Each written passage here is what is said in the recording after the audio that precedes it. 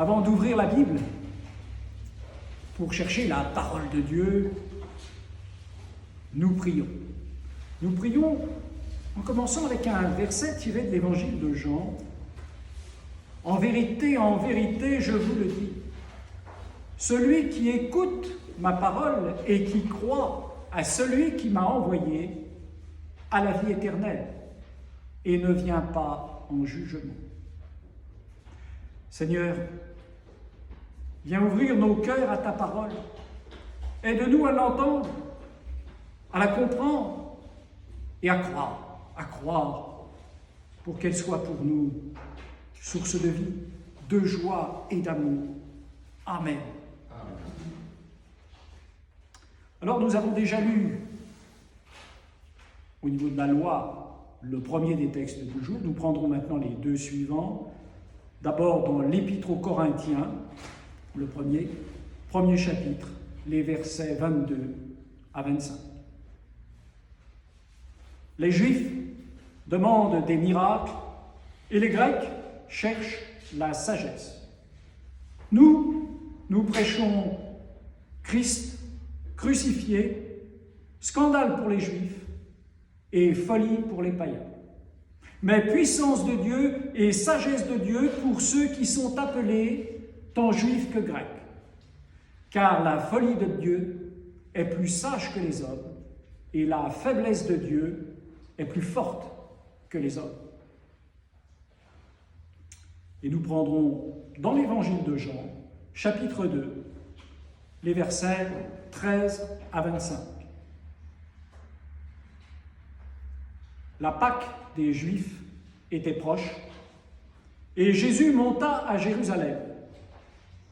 Il trouva dans le temple les vendeurs de bœufs, de brebis et de pigeons et les changeurs assis. Ayant fait un fouet avec des cordes, il les chassa, tous du temple, ainsi que les brebis et les bœufs. Il dispersa la monnaie des changeurs et renversa les tables. Et il dit aux vendeurs de pigeons, « ôtez cela d'ici, ne faites pas de la maison de mon Père une maison de trafic. » Ses disciples se souvinrent qu'il est écrit, « Le zèle de ta maison me dévore. » Les Juifs, prenant la parole, lui dirent, « Quel miracle nous montres-tu pour agir de la sorte ?» Jésus leur répondit, « Détruisez ce temple, et en 3 jours je le relèverai. » Les Juifs dirent, « Il a fallu 46 ans pour bâtir ce temple, et toi, en 3 jours tu le relèveras ?» Mais il parlait du temple de son corps. C'est pourquoi, lorsqu'il fut ressuscité des morts, ses disciples se souvinrent qu'il avait dit cela, et ils crurent à l'Écriture et à la parole que Jésus avait dite. Pendant que Jésus était à Jérusalem, à la fête de Pâques, plusieurs crurent en son nom, voyant les miracles qu'il faisait.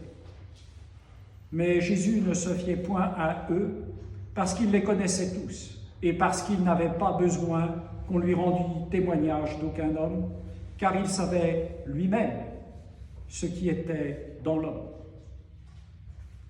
Seigneur, ta parole est la vérité, sanctifie-nous par ta vérité. Amen.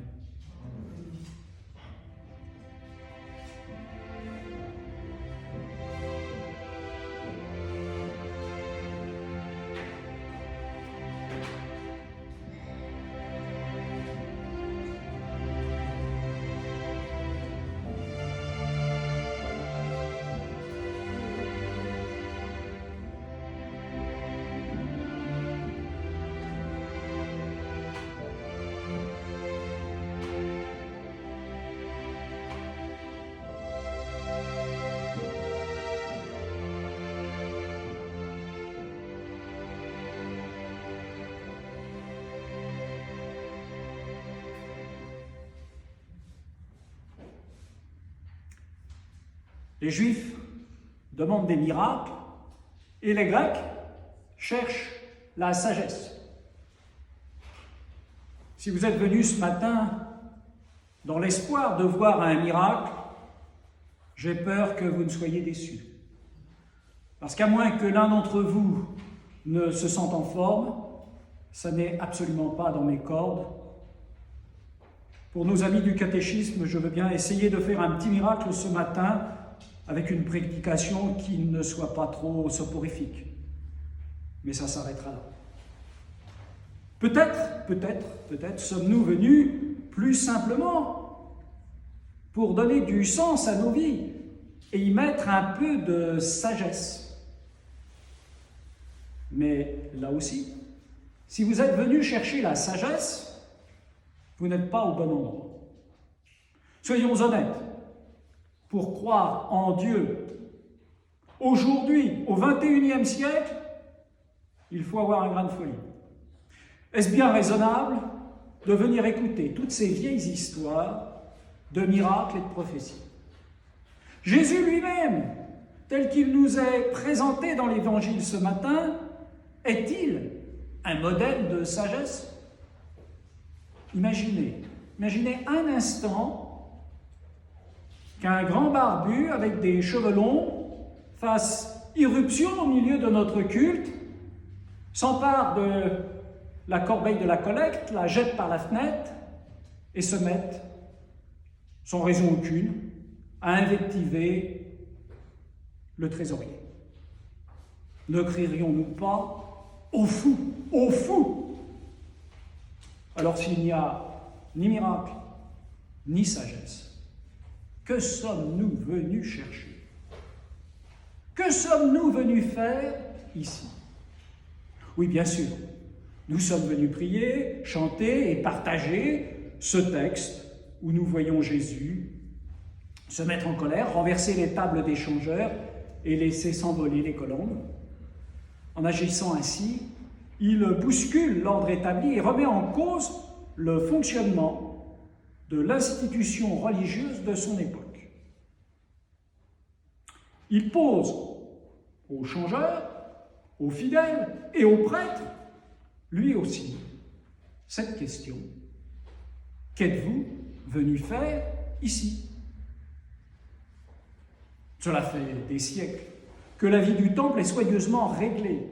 Le temple de Jérusalem est le lieu saint par excellence. La scène à laquelle nous assistons a probablement lieu dans ce que l'on appelait la cour des gentils, autrement dit des non-juifs, un espace ouvert à tous. Mais après, il y avait la cour des femmes, et puis la cour des juifs ou cour des hommes, et puis enfin la cour des prêtres, et puis le sanctuaire, et tout au fond du sanctuaire, le Saint des Saints, où seul, une fois par an, entrait le grand prêtre. Préserver la sainteté de ce lieu est fondamental. Il ne saurait être souillé par des pièces de monnaie portant l'effigie d'un dieu étranger. Vous vous souvenez des 10 commandements: tu n'auras pas d'autre dieu devant ma face, pas d'animaux. L'empereur romain a été divinisé. Pour les Romains, c'est un dieu. Les pièces romaines portent le visage de César et ne peuvent donc pas servir pour acheter les animaux destinés au sacrifice. Les changeurs sont indispensables. Et les Juifs ne comprennent donc pas du tout l'attitude de Jésus et lui demandent: quel miracle nous montres-tu pour agir de la sorte?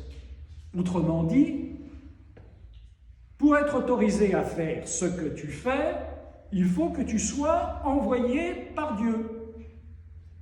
Alors prouve-le en faisant un miracle. Que viens-tu faire ici? Ici, c'est le temple de Champigny. Jésus est au temple de Jérusalem. Mais qu'est le temple? Qu'appelle-t-on un temple? À quoi sert-il? Dans le livre des rois, Salomon, le grand roi Salomon, lors de l'inauguration du temple, la dédicace, fait une prière et dit ceci. Dieu habiterait-il véritablement sur la terre? Voici, les cieux et les cieux des cieux ne peuvent te contenir. Combien moins cette maison que je te bâtis. Toutefois, Éternel, mon Dieu, sois attentif à la prière de ton serviteur. Que tes yeux soient nuit et jour ouverts sur cette maison. Daigne exaucer la supplication de ton serviteur et de ton peuple d'Israël lorsqu'ils prieront en ce lieu. Exauce du lieu de ta demeure, des cieux, exauce et pardonne. Salomon, dans toute sa sagesse, a parfaitement conscience qu'aucun lieu ne pourrait contenir Dieu. Dieu n'était pas plus dans le temple de Jérusalem qu'il n'est dans ce temple aujourd'hui. Pourtant, le temple de Jérusalem est le lieu saint par excellence pour les Juifs du temps de Jésus, comme encore aujourd'hui pour les Juifs qui vont prier devant ces derniers vestiges, le mur des lamentations. Ce qu'a demandé Salomon, c'est que tes yeux soient nuit et jour ouverts sur cette maison. Et plus loin, en parlant des fidèles, lorsqu'ils prieront en ce lieu, Dieu regarde et le peuple prie.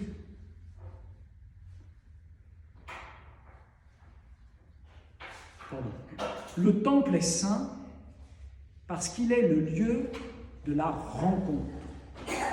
Et en cela, le temple de Champigny est tout aussi saint que le temple de Salomon.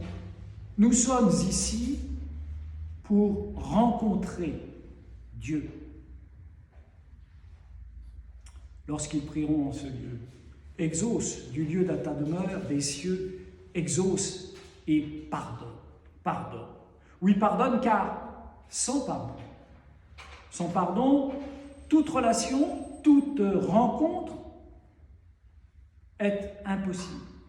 Si quelqu'un nous a blessés, ou si nous avons blessé quelqu'un, tant qu'il n'y a pas eu pardon, vivre ou travailler ensemble devient très compliqué.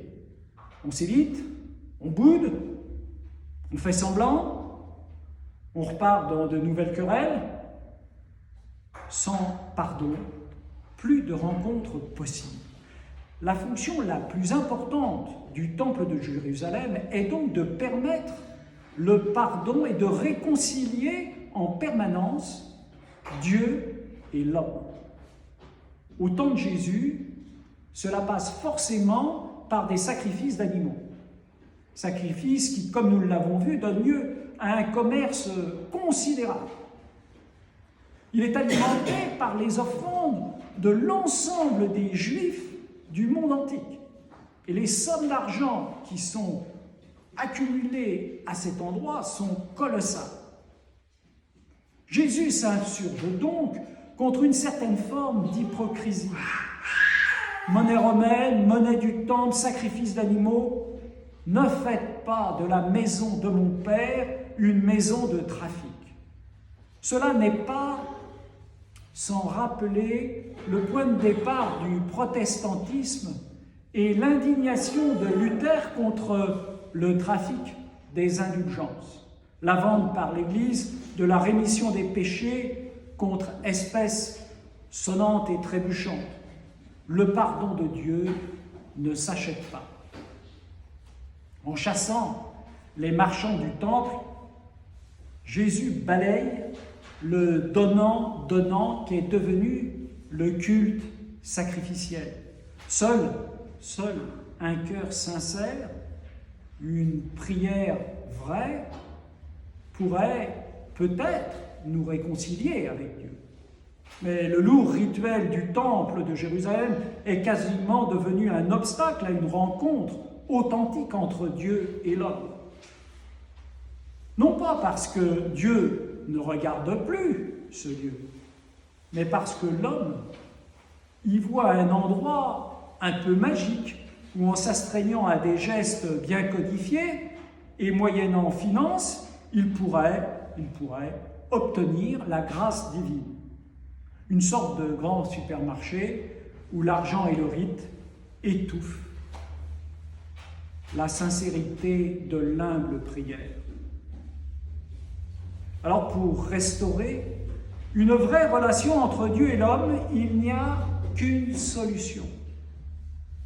Détruisez ce temple et en 3 jours, je le relèverai, dit Jésus. Alors le temple sera effectivement détruit 40 ans, à peu près, après la scène que nous avons vue. Et depuis, le peuple juif a appris à vivre sa foi sans sacrifice d'animaux.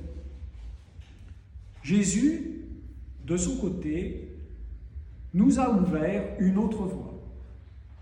Le miracle de la résurrection, 3 jours après sa mort sur la croix, est le point de départ du christianisme, de notre religion. Sans temple ni sacrifice.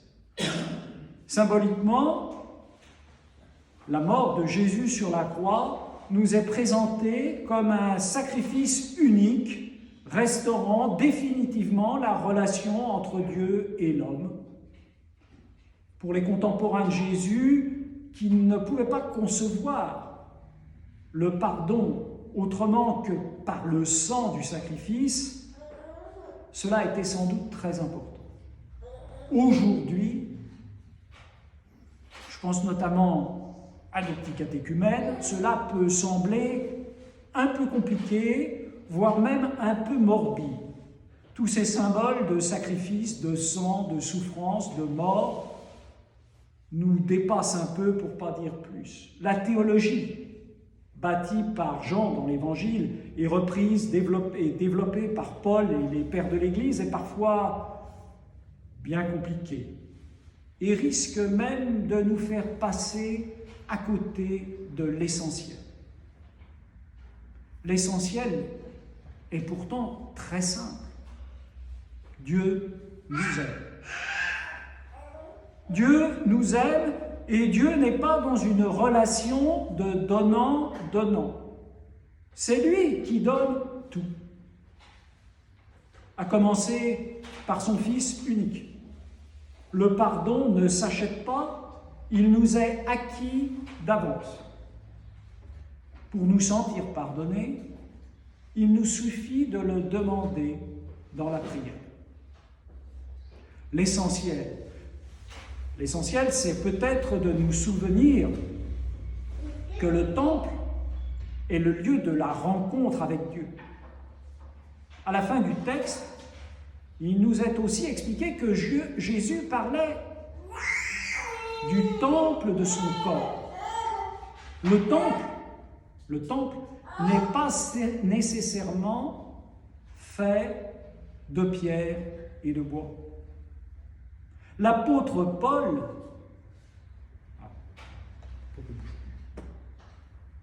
excusez-moi,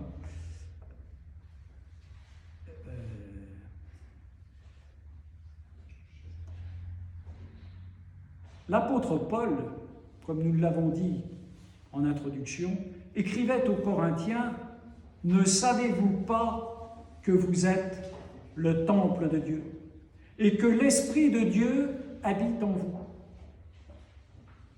L'essentiel ce matin, 3e dimanche de Carême, c'est peut-être aussi de laisser entrer le Christ dans le temple de nos cœurs, pour y faire, comme au temple de Jérusalem, un grand ménage de printemps et de nous poser quelques questions sur notre foi, sur notre relation avec Dieu, indissociable de notre relation avec notre prochain, de nous demander en vérité Que suis-je venu faire ici, ce matin?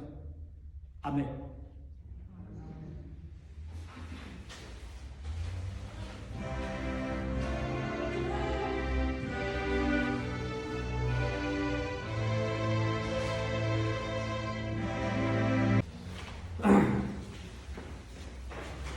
Oui, bonjour à tous et merci d'être tous là, ça me fait chaud au cœur.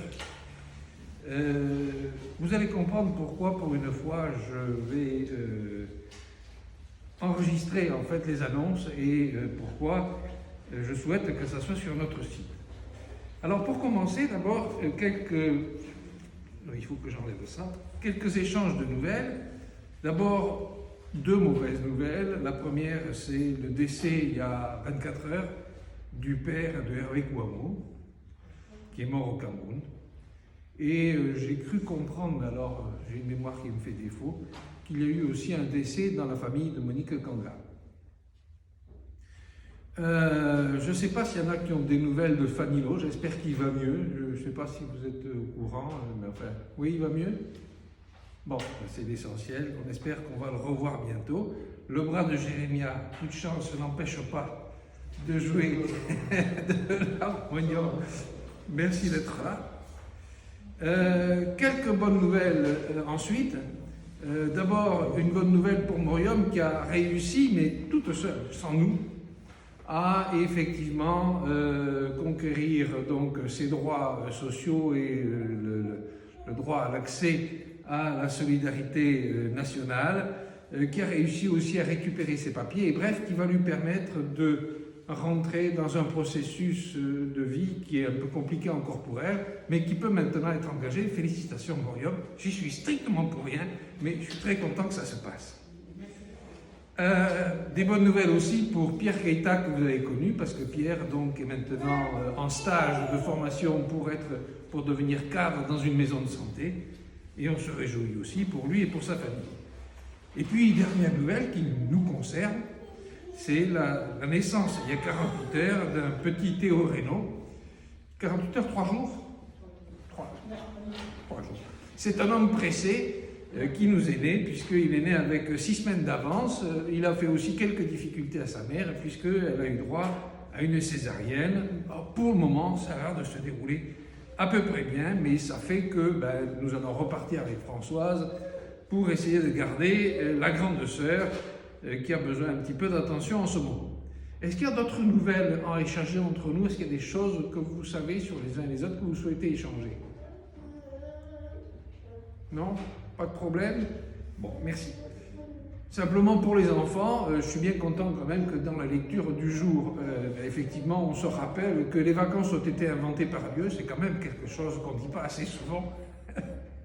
Et merci à Christian Geoffroy pour sa prédication et l'animation de ce culte.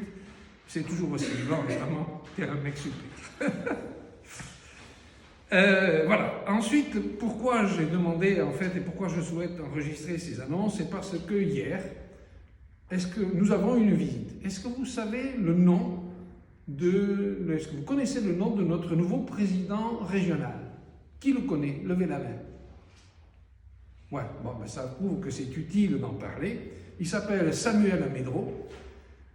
Il a pondu un texte qui a été envoyé à toutes les paroisses, mais que nous n'avons pas encore mis sur notre site, mais qui vaut la peine d'être lu, donc je vais le faire mettre ce week-end sur le site de la paroisse. Dans l'essentiel, il y a « Je souhaite être reçu par toutes les communautés de la région Île-de-France pour comprendre ce qu'ils vivent, comprendre leurs besoins, comprendre ce qu'ils souhaitent et essayer de répondre à leurs besoins. » Donc c'est quelque chose d'important. Et alors il a commencé, figurez-vous, par Champigny. Et c'est pour ça que si vous regardez dans l'entrée, la porte est ouverte, en fait, il y a exposé la maquette des futurs locaux de Champigny, tout simplement parce qu'il a dit il faut que je comprenne quel est le projet qu'il y a derrière ces locaux. Nous l'avons reçu en fait par les membres du groupe projet et étaient présents parmi les gens du groupe projet, donc 2 représentants de Saint-Maur, qui étaient Pascal Junier, le président, et François Guyader, Ensuite, il y avait le pasteur de Vincennes, Jean Dietz. Il y avait notre trésorier Alain Gilles et moi-même. Alors, qui est notre président régional? Quand même, un tout petit peu d'histoire, c'est utile pour comprendre ce qu'il raconte. Il a d'abord fait, si j'ai bien compris, un passage au Maroc où il a créé la première université théologique œcuménique. Je vais vérifier tout ça avant de me mettre sur le site, mais je crois que c'est ça. Ensuite, il a été pasteur dans le sud, sur plusieurs villes, et sur plusieurs villes et villages, et oui, il sait ce que c'est que des paroissiens casaniers, puisque dans la trentaine, je crois, de villages qu'il suivait, il y avait un temple dans chaque village, et il fallait faire un culte dans chaque temple, parce qu'il n'y avait pas moyen de regrouper tous les paroissiens dans le même temple. Ça vous rappelle peut-être quelque chose.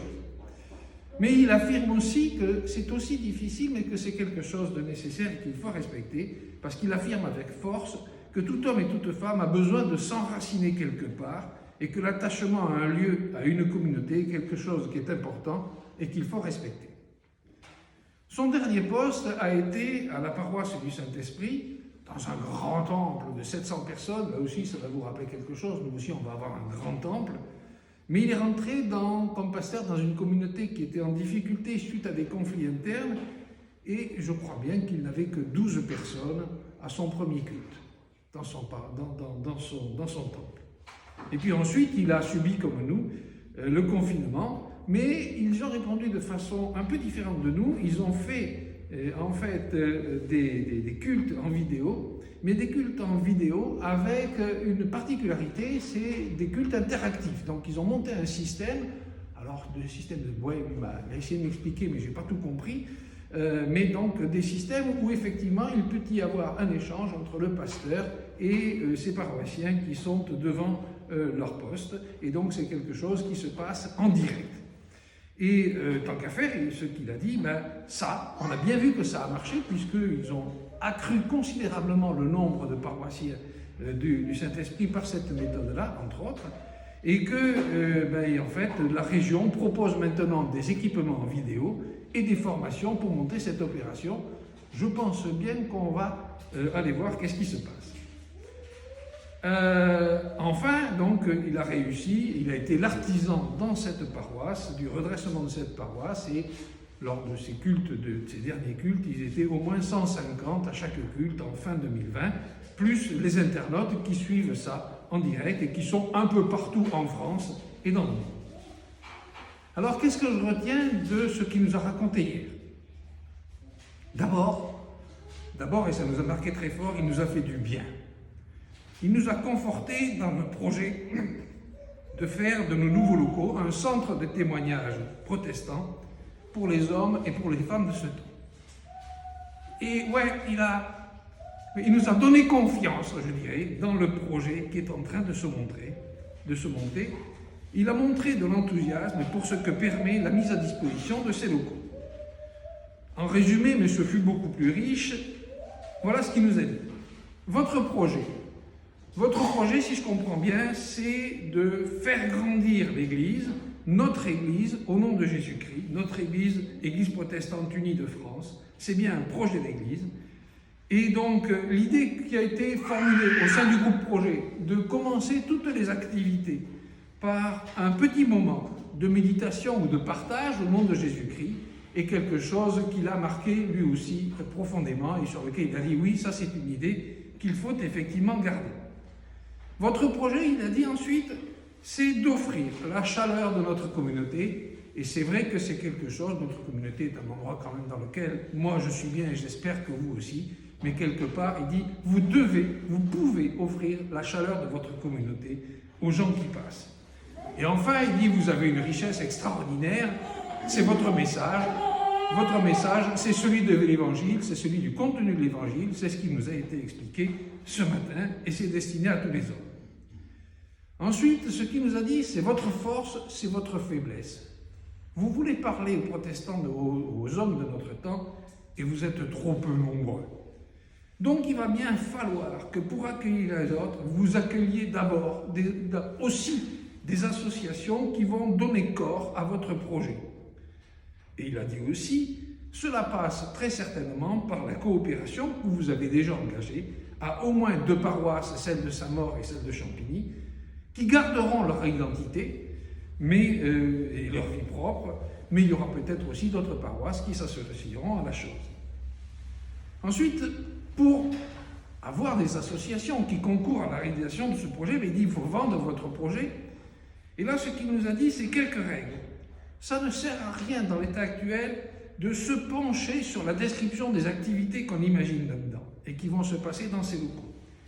Ce qu'il dit, et qui me paraît important, c'est penchez-vous plutôt sur les besoins des hommes auxquels vous pensez pouvoir répondre.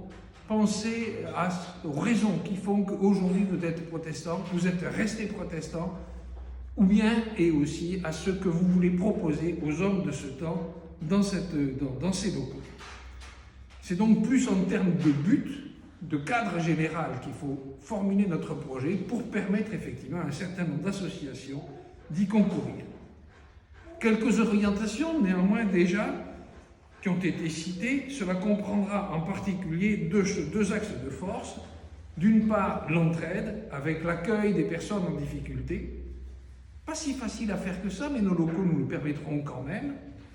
Et puis, c'est d'autre part l'accueil et le développement, l'accueil des jeunes actifs, des jeunes universitaires, avec notamment la création d'un poste pastoral sur la région parisienne, d'une personne qui sera dédiée donc effectivement à la pastorale des jeunes. Et il dit Champigny, manifestement, est l'endroit où ça peut se passer, parce que Champigny, sur sa ligne 15, peut s'adresser, en fait, je crois, on a fait le calcul l'autre jour, à peu près à une quinzaine de campus d'étudiants, plus tous les jeunes actifs qui sortent dans cet endroit-là. Donc en conclusion, ce qu'il dit, c'est votre projet, il est chouette, il est enthousiasmant, et la région vous aidera à trouver des associations qui vont concourir à votre projet de témoignage protestant. Alors, nous allons tenter de vous faire une promesse un peu folle.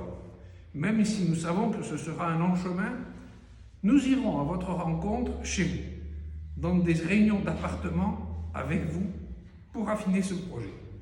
Et j'espère que nous pourrons démarrer ce travail dès la fin de notre Assemblée Générale, qui est prévue pour le 11 avril. En attendant, et pour rentrer dans le concret, voici quelques dates qui ont été retenues. Le mardi 16 mars, Samuel Amédro participera à notre réunion du groupe au projet. Il faut le faire quand même. Le samedi 5 juin, nous organiserons la pose de la première pierre de nos locaux campinois. Et il sera là. À l'automne 2022, et ce qu'il dit, et il a raison, c'est qu'il faut organiser une grande manifestation pour inaugurer le locaux. Bon, ça c'est facile. Plus original, là je ne sais pas si on va y arriver, ce qu'il voudrait, c'est organiser le synode régional dans ces locaux de Champigny au printemps 2023. Voilà grosso modo en résumé ce qu'a été cette réunion très réconfortante avec notre président de région, et je ne pouvais pas laisser passer le plaisir de vous le dire. Merci.